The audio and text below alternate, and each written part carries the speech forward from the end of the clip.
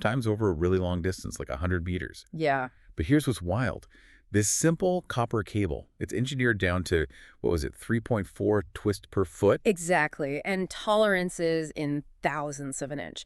So our mission here is really to decode this dense data sheet for you. Turning all that jargon into something useful. Uh-huh. We're talking AWG, picofarads, microhenries, all of it. This is an 18 AWG, two-conductor, unshielded cable.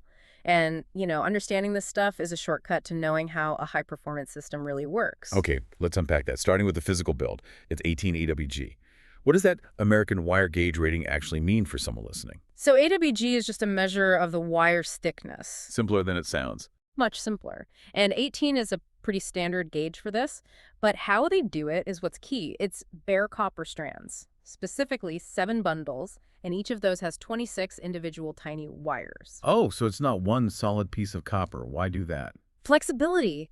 A solid core would be way too stiff and prone to breaking, especially when you're pulling it through walls or conduit. The stranding is everything for installation. And it's layered for protection, too. I saw the bare copper is wrapped in polypropylene insulation.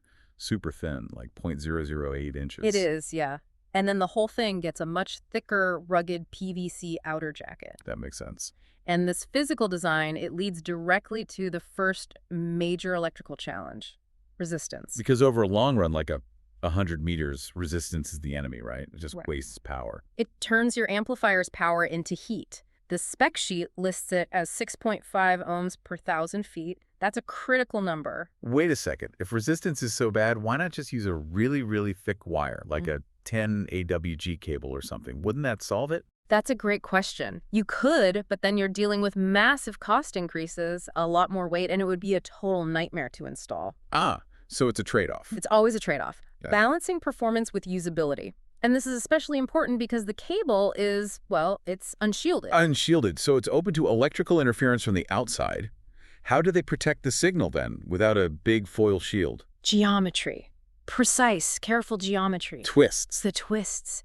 The spec says the lay length is 3.5 inches, which works out to exactly 3.4 twists per foot. That is so specific. It has to be. That continuous, balanced twisting is what cancels out electromagnetic interference. It basically makes the cable ignore outside noise without needing bulky, expensive shielding. Okay, this is where it gets really deep. The frequency effects. We have 2 numbers here.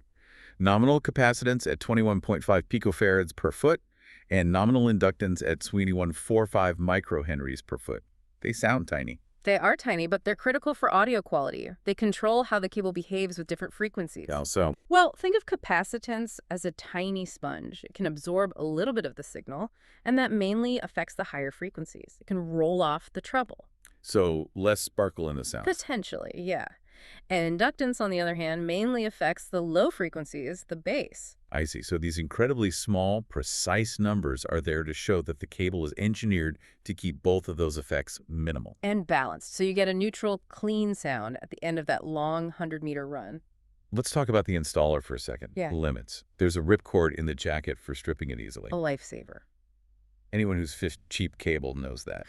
And the pulling tension is 152 pounds. That seems high for such a thin cable. You need that strength, absolutely. You don't want it to snap mid-pull. Yeah. And that durability is paired with the electrical safety limits. Right, which were 5 amps of current per conductor and a max voltage of 300 VRMS. All built into the design.